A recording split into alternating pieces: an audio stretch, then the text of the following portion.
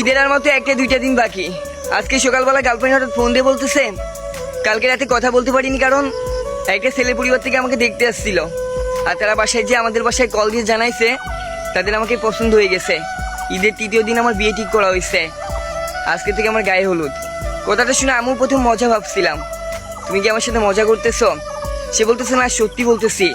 ছেলে বিদেশ থেকে বাসায় আইছে ঈদের ছুটিতে, বিয়ে করে তারপর আবার বিদেশ যাবে। কথাটা শুনে আমি অবাক হয়ে গেছিলাম।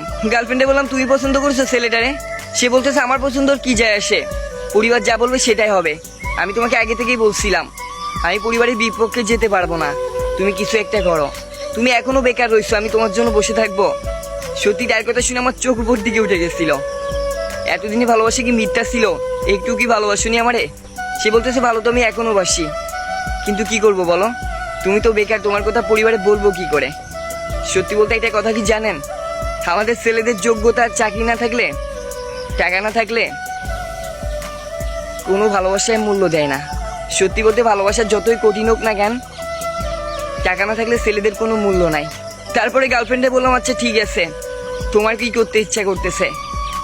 সে বললো কি করবো আর, পরিবারের কথা শুনবো, পরিবারের কথা মতো বিয়ে করে ফেলবো।